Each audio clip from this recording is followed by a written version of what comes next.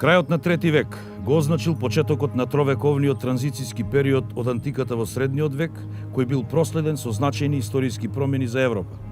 Тоа бил период кога територијата на Македонија се нашла во виорот на динамичните настани кои го менувале текот на историјата. Во тоа време најмаркантните императори кои одбележале оваа историска епоха биле Максимијан Галерий, Константин I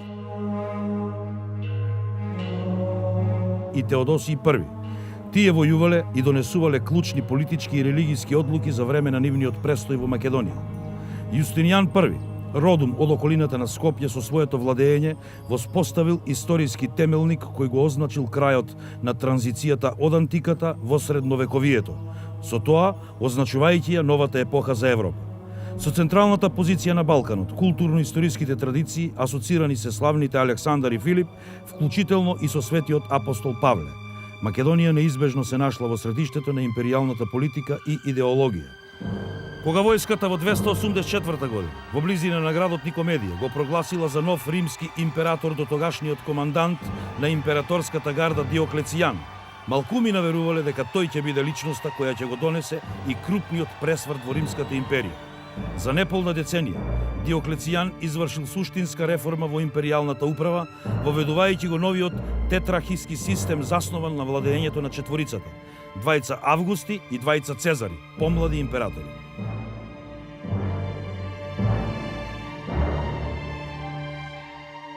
Сепак, директниот ефект за Македонија што ќе го предизвика новото издигнување на низиниот статус не произлегол од Диоклецијан, туку од неговиот Цезар Максимијан Галерий, кому му била доверена управата на речиси целиот регион на Балканот.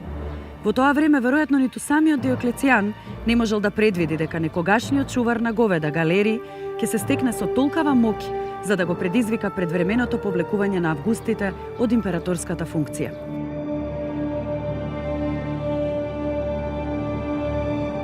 Своите империјални претензии Галерий ги навестил веќе во 297-298 година по крупната победа на истокот над персискиот владетел Нарзес, што попримило и идеолошка димензија преку неговото поистоветување со Александар Македонски.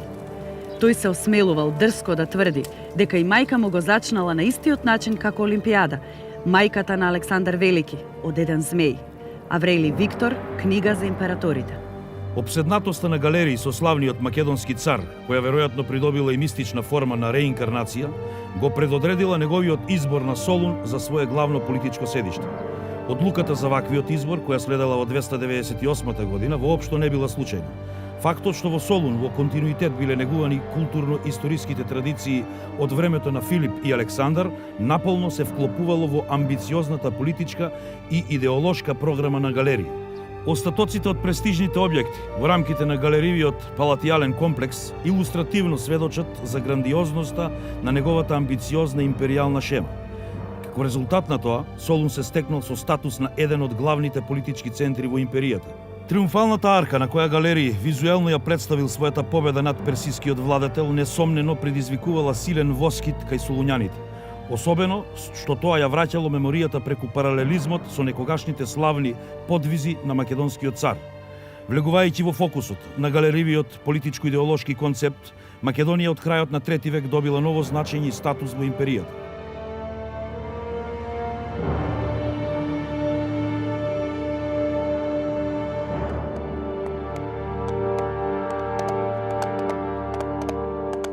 Интегрален дел од ваквиот концепт била иницијативата на галерии за издвојување на неприродните територии кои во минатото биле вклучени во административните граници на Македонија. Во самиот крај на трети и во почетните години на 4 век галерии ги формирал провинциите Тесалија и Нов Епир, со чии што извојување од провинцијата Македонија всушност биле вратени традиционалните географско, историски и етнички граници на Македонија. Кога во мај 305 година галерии конечно ја обезбедил августовската титула, издействувајќи го предвременото абдицирање на Диоклецијан и Максимијан, Македонија и Балканот го задржале приоритетното место во неговата империјална политика.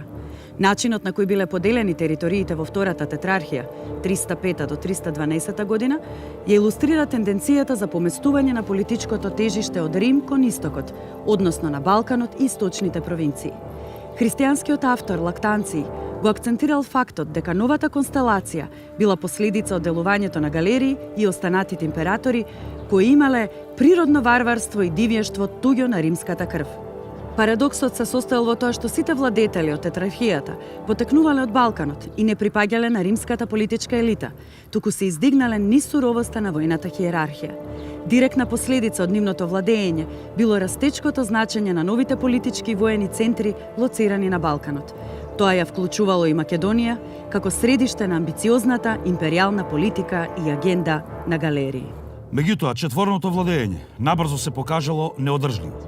Издигнувањето на Константицијевиот син, Константин I за император по татковата смрт во 306 година, го предодредил жестокиот судир кој со сета силина го срушил темелот на тетрархискиот систем и во екот на воените пресметки, додека се наоѓал во Сердика, галерии ненадејно заболел. Тој во април 311 година буквално на смртната постела го објавил едиктот за толеранција кон христијаните. Постојат индиции дека галерии планирал едиктот да го објави во Солун, што би било логично од аспект на фактот што како стар христијански центар овој македонски град најдобро би го символизирал галериевиот акт на помирување со христијаните. Драстичната промена на односот на галерии кон христијаните во споредба со почетокот на 4 век, кога истапувал како главен иницијатор на суровите прогонства, покажува дека форсирањето на паганството како обединувачка идеологија во империјата станало неодржливо. Изворно потврдените христијански маченици во Македонија од почетокот на 4 век, како свети Еразмо од Охрид, маченичките Агапе, Хионија и Ирена од Солун, вклучително и многобројните легенди сведочат дека христијанските прогонства ги засегнале и македонските градови, како и дека галериевата нетолерантна религиска политика уште од самиот почеток наидувала на отворен отпор од христијанското население. Галериевиот чин на помирување, манифестиран преку објавениот едикт, значил осознавање на новата реалност.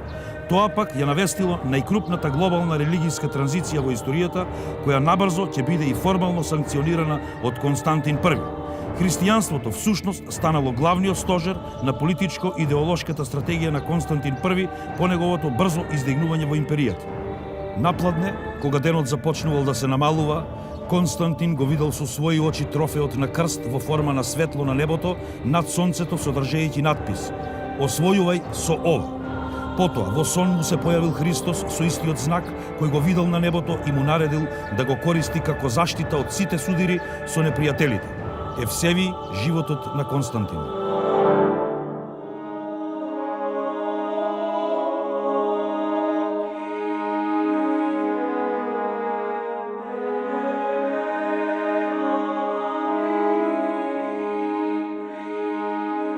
Ваквата креирана девиза за праведната борба со издигнатиот крст, како христијански символ, му обезбедила на Константин I широка поддршка не само меѓу христијаните, туку и кај поголемиот дел од населението во империјата, кое во овој период гледало на христијанството низ призмата на сопствените очекувања за промени, кои би им донеле подобрување на животниот стандард и личен статус.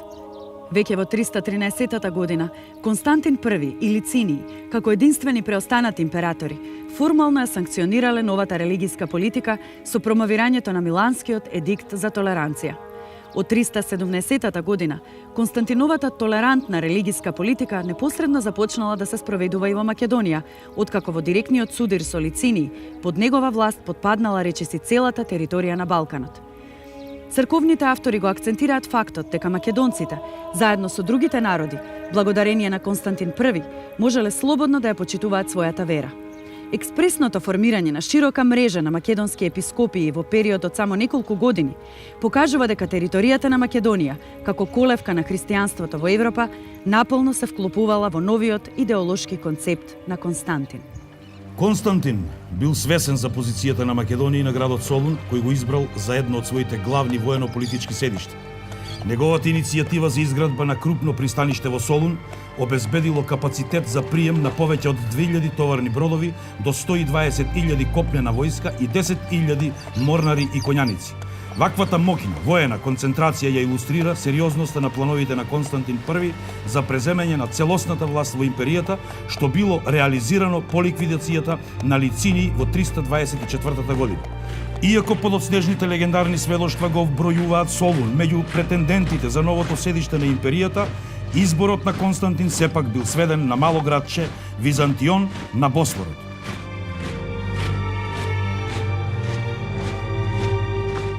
Новата престолнина била именувана како Константинопол, кој го придобил статусот на Нов Рим, символизирајќи го со самата локација поврзувањата на двата континенти – Европа и Азија, односно Истокот и Западот. Македонија поради својата централна позиција на Балканот, како и со асоциацијата со славниот Александар и со светиот апостол Павле, не можела да не се најде меѓу приоритетната политичка и религиска агенда на Константин. Тоа нашло одраз и во одлуката на Константин во 325 година да ја именува ново формираната административна единица диоцеза како Македонија, во која покрај истоимената провинција Македонија се нашле повеќе провинции во регионот на Јужен Балкан. Седиштето на провинцијата и на диоцезата Македонија бил градот Солун. Високиот статус на Македонија е илустриран и во делото Описот на целиот свет и на народите, составено во средината на 4 век, каде Македонија е представена како богата земја, која го има прекрасниот град, кој е еден од најпознатите во светот и се нарекува Солун. Растечката позиција на Македонија за империјалната политика е илустрирана и со високиот статус на македонските епископи и нивното забележливо влијание во теолошките спорови околу дефинирањето на христијанската доктрина. На првиот Вселенски собор во Никеја, свикан на иницијатива на Константин I во 325 година, биле присутни тројца епископи од македонското подрачје, од Солун, Скупи и Стоби, кои стапиле како потписници на одлуките со кои аријанството било осудено како ерес.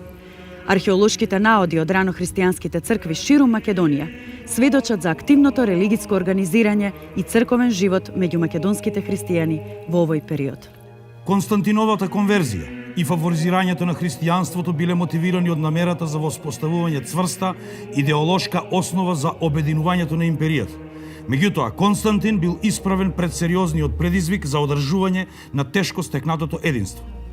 Раководен од намерата да го осигура воено-политичкиот баланс на Балканот, тој ја инкорпорирал Македонија како диоцеза и истоимена провинција во новоформираната централна префектура Италија Илирик Африка. Идниот развој на настаните само го потврдиле визионерството на Константин во однос на комплексноста во управувањето со Македонија и со Балканскиот регион, каде се вкрстувале интересите помеѓу Истокот и Западот. Наспроти силните заложби на Константин, крвавиот меѓудинастички судир кој следел веднаш по неговата смрт во 337 година, бил придружен со нови прекројувања на територијалната карта. Тоа било проследено и со заострување на религиската поделба помеѓу самите христијани, предизвикана од различната христијанска доктрина застапувана од неговите синови.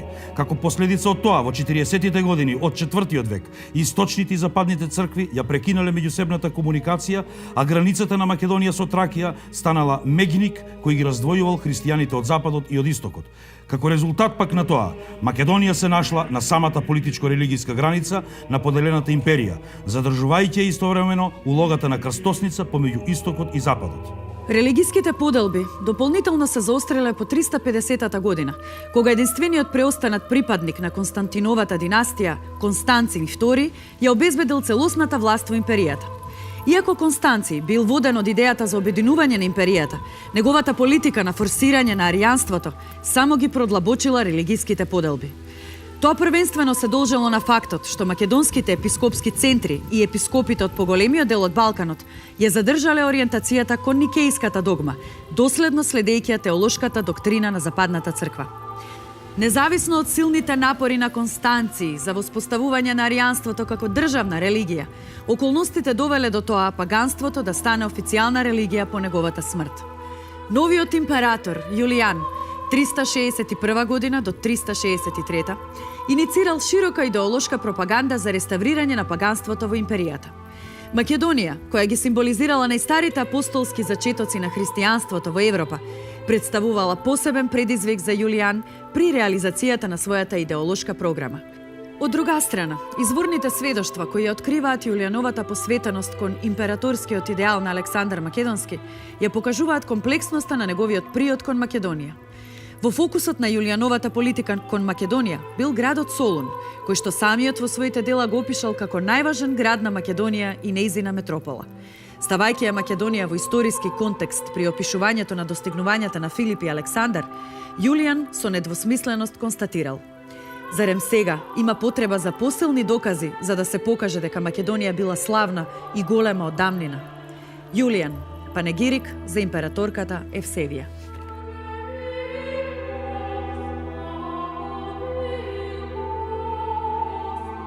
Меѓутоа, наспроти поддршката која Јулијан ја добил од одредени високи кругови во Солун, кои ја споделувале паганската идеологија, неговата религијска политика наишла на силен отпор кај христијаните во Македонија. Неговата решителност да го реставрира паганството со сета жестина ја почувствувале граѓаните на Тивериопол, денешна Струмица.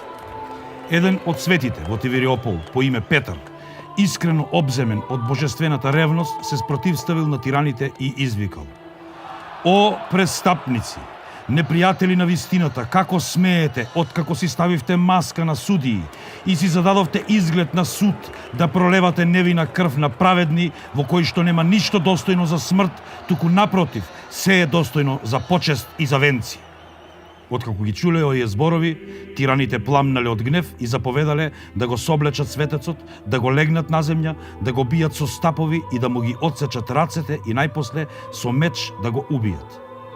Епизодата од масакрот на христијаните во Тивериопол детално е опишан од архиепископот Теофилакт Охридски, кој го илустрира радикалниот приод кон кој прибегнувал Јулијан при наметнувањето на паганската идеологија.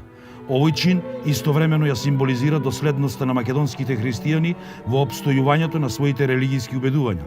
Култот на светите 15 тивериополски маченици останал трајно сведоштво за длабоките христијански традиции на просторот на Македонија. Обседнатоста со намерата да стане нов Александар го втурнала Јулијан во воена авантура против персијците во 363 година, која го чинела неговиот живот.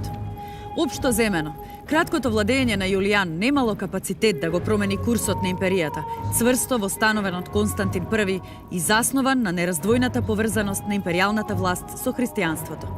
Паганската реакција на Јулијан сепак дополнително ја продлабочила поделбата меѓу западните и источните цркви, кои се мобилизирале во одбраната на христијанството и на сопствената теолошка доктрина.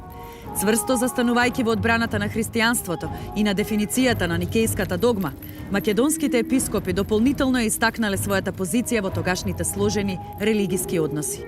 Со повторното востановување на христијанството како официјална религија во империјата по смртта на Јулијан, Македонија во наредната деценија повторно била претворена во крајна гранична зона на политичкото и религиско влијание на западниот император и на западната црква.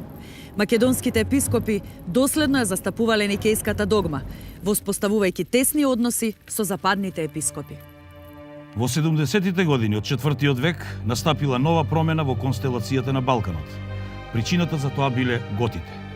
Продорот на готите на Балканот и нивното инфилтрирање во Тракија ја претворило Македонија во своевидна тампон зона со готските сили, а одбраната на низиниот пограничен појас станало врвен стратегиски приоритет за новиот западен империјатор Грацијан. За поефикасна воено-административна управа, Грацијан ја инкорпорирал обширната територија на поголемиот дел од Балканот, во кој влегувала и Македонија, во рамките на новоформираната префектура Илирик. Меѓутоа, Грацијан нема да биде императорот кој ќе ја донесе фундаменталната промена што ќе ја предизвика дефинитивната поделба на империјата. Тоа ќе биде опитниот воен командант од Шпанија Теодосиј, кого Грацијан во 379 година го промовирал за нов источен император со задача да ја разреши готската криза на целиот простор на Балканот. Иако првичниот судир на Теодосиј со готите, кој бил концентриран на македонската територија, завршил со целосен неуспех, неговиот двегодишен привремен престој во Македонија дополнително го истакнал нејзиното значење за тогашните империјални односи. Во периодот од 379 до 380 година, Солун функционирал како привремено империјално седиште на Теодосиј, каде било префрлено и административното седиште на префектурата Илирик. Во овој македонски град, во 380 година, Теодосиј го објавил и познатиот едикт со кој Никејската доктрина била прогласена за официјална државна религија во империјата, пошто следело и неговото покрстување од солунскиот епископ Ахолиј.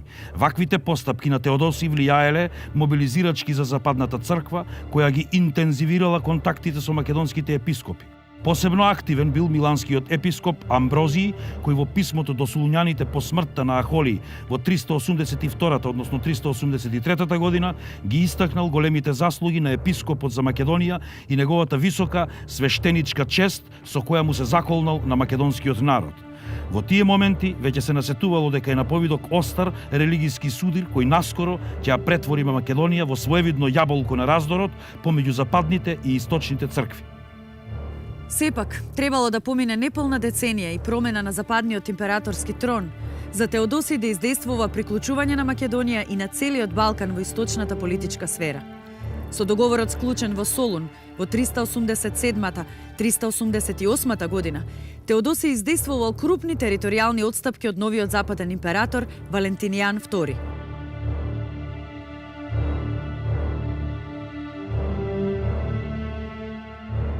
Ефектите за Македонија станале видливи веќе во 388 година, кога Македонија била поделена на две провинции. Македонија Прима, со седиште во Солун, и Македонија Салутарис, со седиште во Стоби. Тоа било проследено и со религиска пропаганда, која била спроведена за време на краткиот престој на Теодосиј во Стоби и во Скупи. Ваквите административни промени биле дел од сеопфатниот план на Теодосиј за стабилизирање на Македонија и на регионот, со крајна цел промовирање на Солун во главен политички центар на Балканот. Меѓутоа Теодосиј не можел ни да замисли дека неговите империјални планови и покрај обезбедената доминација во империјата ќе бидат попречени од никој друг, туку од самите граѓани на Солун.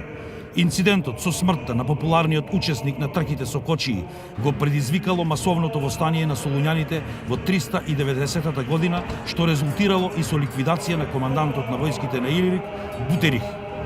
Дознавајќи за веста, императорот бил обземен со гнев. Не можејќи да го издржи напливот на страст, ги прекршил границите и контролата на разумот, ги извлекол мечевите на неправдата, не правејќи разлика ги погубил невините и виновните заедно. Многумина биле покосени како класија во берба. Теодорит, црковна историја. Само за 3 часа биле ликвидирани 7000 луѓе, чија што крв го исполнила Солунскиот хиподром. Наместо да го гледаат спектаклот на игрите, граѓаните станале сведоци на сопствената смрт. Ваквиот незапамтен чин во историјата на Солун го довело Теодосиј во директна конфронтација со Западната црква. Миланскиот епископ Амброзиј веднаш го екскомуницирал од црковната богослужба. Зауздан од дисциплината на црквата, Теодосиј се покајал толку понизно што мнозинството, кое што се молело заедно со него, плачело со повеќе емоции што го гледа императорското достоинство така ничком клекнато, одошто кога чувствувале страв од тој великодостојник, кога бил разгневен од нивното погрешно делување. Свети Августин, градот на Бога. Теодосијевото покајување го символизирало индиректното признавање на приматот на Западната црква во Македонија, која преку Амброзиј се поставила како силен заштитник на солуњаните и на македонските епископи. Но, ваквиот развој на настаните сепак не го поколебало Теодосиј, кој со уште поголема решителност се зафатил за реализирање на својата политичка стратегија на Балканот.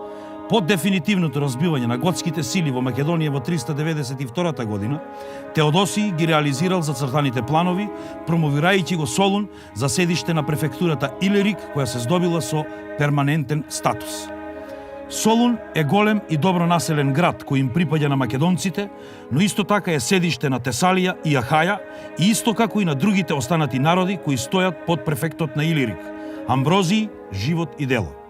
Сведоштвото на миланскиот епископ Амброзиј најдобро го илустрира значењето на Македонија во тогашните политички и религиски односи, како и високиот статус кој Солун го придобил како политичко и религиско средиште на Балканот.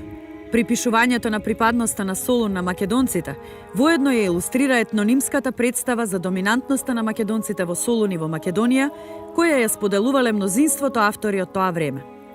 Во изворните сведоштва од овој период, Македонија е представена како земја која граничела со планината Олимп и реката Нест, чие што поминување значело навлегување во земјата на македонците. Успехот на Теодосиј во обединувањето на империјата под негова целосна власт траел само една година. Теодосиевата ненадена смрт во 395 година ја означило дефинитивната поделба на империјата на Источна Византија и Западна Римска империја. Меѓутоа, спорот околу припадноста на префектурата Илирик го предодредило остриот судир за политичка и религиска доминација помеѓу поделените империи, кој со сета жестина се одразил на територијата на Македонија. Во конфликтот директно биле инволвирани и готите, предводени од воинствениот Аларих. Македонија директно го прочувствувала присуството на готските сили, но само за кратко. Воено-дипломатските маневри на византискиот двор резултирале со преносочување на готите кон Рим. Ефектот за Македонија било обединувањето на провинцијата Македонија преку административниот акт на византискиот двор за укинување на провинцијата Македонија Салутарис, кое било извршено во 402 година. Во 408 година била санкционирана и формалната поделба на префектурата Илирик, во која диоцезата Македонија како дел од префектурата Илирик останала под контрола на Византија. За разлика од Византија, која во 408 година конечно се ослободила од готскиот проблем, Западната Римска империја директно ја почувствувала готската наезда, која резултирала со освојувањето на Рим во 410 година. Отсуството на воено-политичка конфронтација за Балканот било заменето со судир за религиска доминација помеѓу најмоќните цркви во тоа време – Константинопол и Рим, кој со сета енергија се концентрирал во Македонија. Пресудно за исходот од религискиот судир биле повеќе децениските блиски односи на македонските епископи со западните црковни поглавари. Тоа му овозможило на папата Инокентий I во 412 година и формално да го легализира влијанието на Римската црква во Македонија со промовирањето на Солун во папски викаријат. Црквата во Солун се стекнала со юрисдикција на целиот простор на Илирик. Со тоа Македонија преку Солунскиот викаријат се здобила со раководна улога при решавањето на сите црковни прашања на поголемиот дел од Балканот. Позиционирањето на Солун како политички центар на Византија на Балканот и црковно средиште на Рим во регионот недвосмислено го илустрира истакнатото значење на Македонија во политичките и религиските односи. Подигнатите фортификации, базилики, раскошни вили, јавни и приватни градби илустрираат развиен и богат градски живот во Македонија во почетокот на 5 век. Посебен подем забележале градовите Солун, Филипи, Амфипол, Стоби, Хераклеа Ликенстицка, Баргала, Лихнит, Скупи, Едеса, Сервија, Верија, кои имале и статус на епископски центри. Истакнатата позиција на Солун како римски викаријат предизвикала посебен револт меѓу црквите во Ахаја, кои се нашле во подредена позиција. Следејќи црковната политика на Константинопол, тие често се бунеле против македонските епископи. Меѓутоа, со енергичната интервенција на римските папи, споробите биле разрешувани во полза на солунскиот епископ.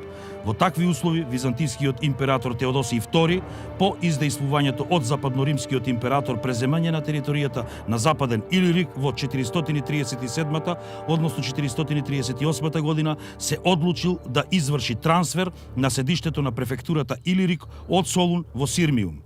Ваквиот чин на Теодосиј, покрај поефективното справување со новата опасност која доаѓала од хуните од север, бил директно поврзан со настојувањата на Византија за обезбедување црковна юрисдикција на Балканот преку црквата во Сирмиум како противтежа на римскиот викаријат во Солун.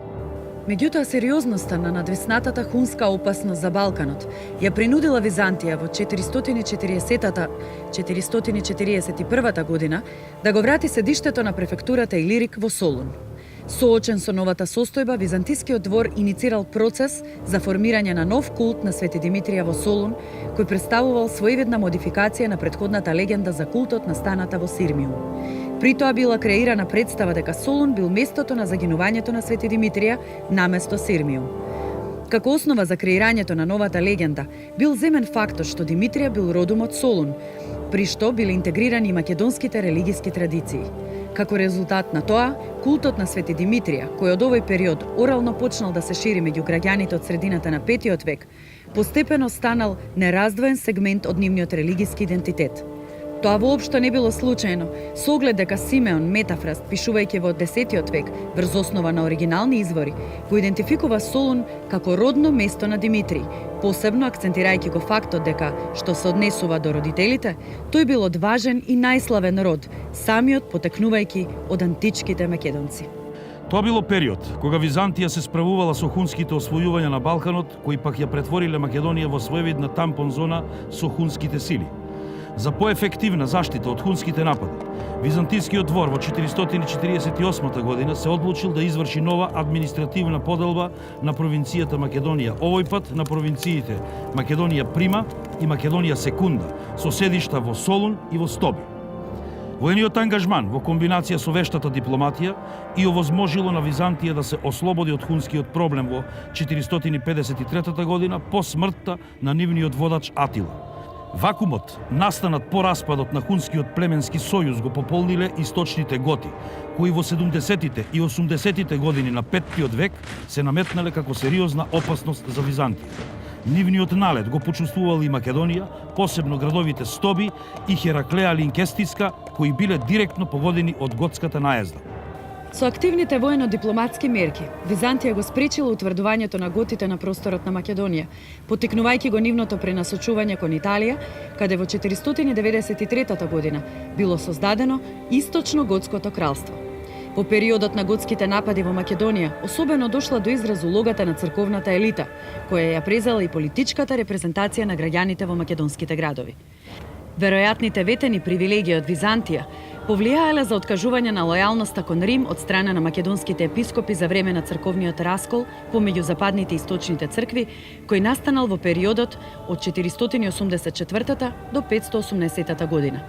Привременото престанување на функционирањето на римскиот викаријат во Солун представувало директна последица од преклонувањето на македонската црковна елита кон Константинопол. По повторното воспоставување на унија меѓу западните и источните цркви во 519 година бил обновен Солунскиот викаријат, а со тоа и папската јурисдикција во Македонија. До почетокот на 6 век, во Македонија и во останатите балкански провинции на Византија настапиле значителни промени во социјално-економската и политичката структура. Процесот на економско слабење на помалите и средните градови особено се засилил во текот на 5 век. Како резултат на тоа, помалите градови постепено го изгубиле урбаниот изглед и се претвориле во села, а некои од нив и целосно исчезнале. Процесот на дезурбанизација се рефлектирал и врз одделни македонски градови кои го изгубиле претходното значење и започнале постепено да опаѓаат. Тоа се одразило и врз намалувањето на бројот на градовите во Македонија до 6 век од околу 100 на 40. Паралелно со тоа, се одвивал и процес на распаѓање на руралните населби проследен со значително намалување на руралната популација. Сето тоа се рефлектирало со ослабување на економската инфраструктура на Балканот. Градот Солун бил еден од ретките македонски градови кој го избегнал процесот на рурализација, позиционирајќи се како најважен град на Византија на Балканот. Политичките и црковните состојби од темел биле придвижени од новиот византијски император кој потекнувал од околината на Скопје, чие што владење ќе означи новата епоха не само за Македонија, туку и за Европа во целина. Тоа бил славниот император Јустинијан I.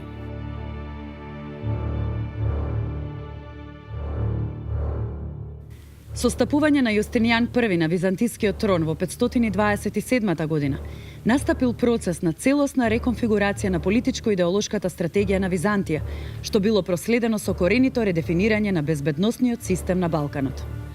Јустинијановите намери за политичко-идеолошка реорганизација на Балканот коинцидирале и со офанзивната воена стратегија која Византија започнала да имплементира од третата деценија на 6 век со походите кон Дунав и Медитеранот.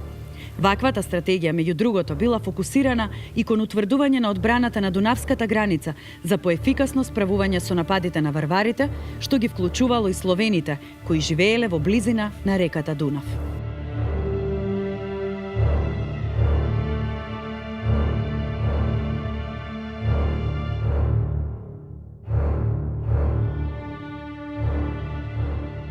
Во Во екот на триумфалните освојувања на Медитеранот и известното стабилизирање на одбраната на Дунавскиот лимес Јустинијан во 535 година го промовирал новоподигнатиот величествен град во близина на неговото родно место во околината на Скопје во нова архиепископија која ја именувал Јустинијана Прима.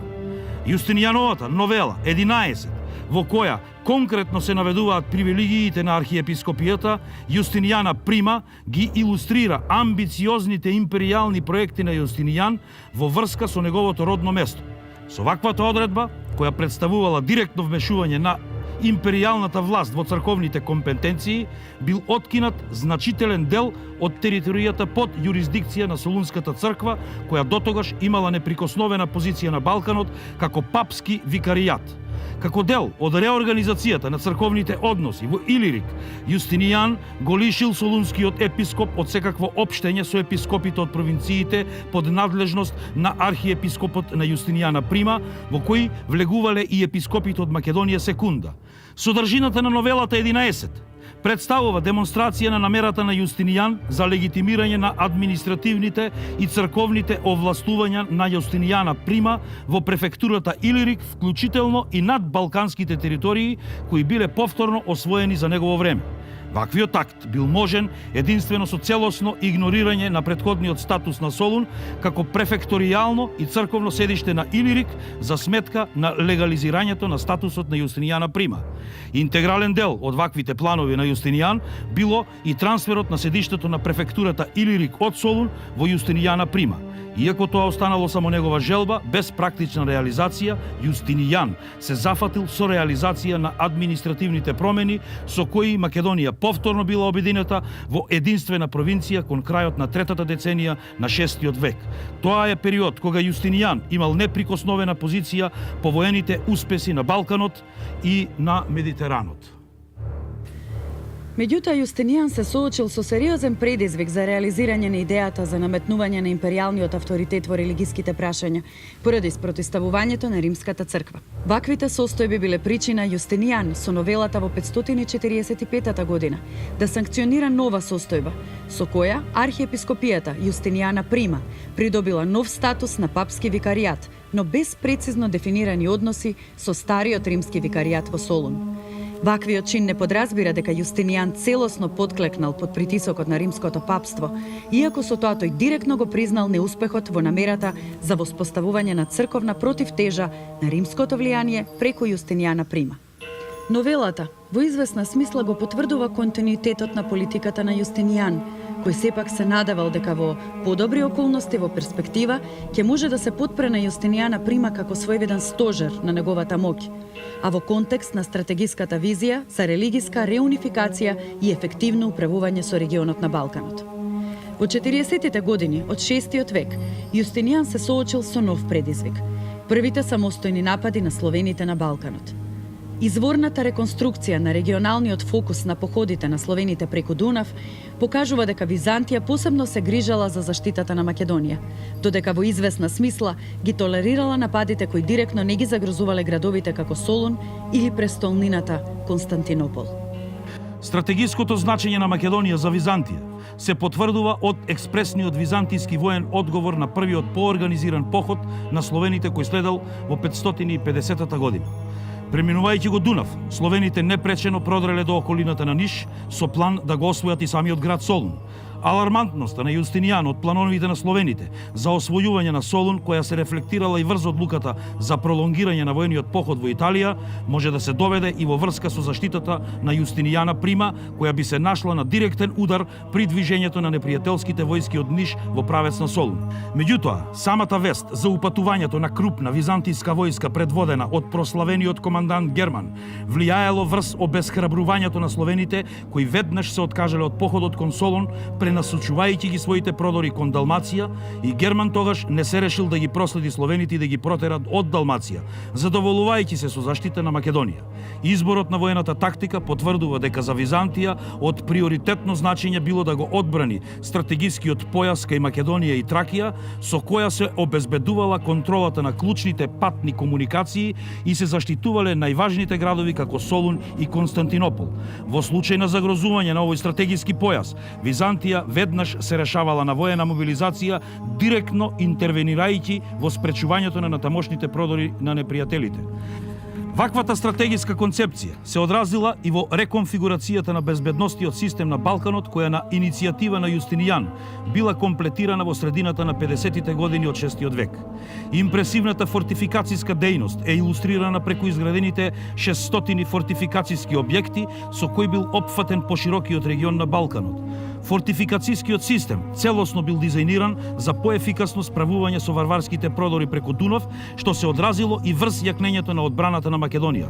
Ваквиот одбранбен концепт на Јустинијан се покажал како мощен и ефикасен, бидејќи до крајот на неговото владење во 565 година, како и во наредната деценија, не бил регистриран ниту еден самостоен напад на словените.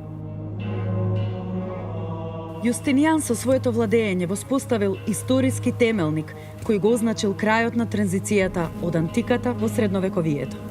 Со импресивната градителска програма, тој обезбедил физичка бариера, онаму каде што немало природна граница, со што истовремено го прокламирал универзализмот, ограничувањето и експанзијата на империјата. Иако Јустинијана прима за неколку децени го надживеал императорот, таа до крајот на своето екзистирање сепак останала под сенката на нереализираните Јустинијанови амбиции, кои подоцна повторно ќе бидат заживеани во Македонија и интегрирани во традициите на Охридската архиепископија.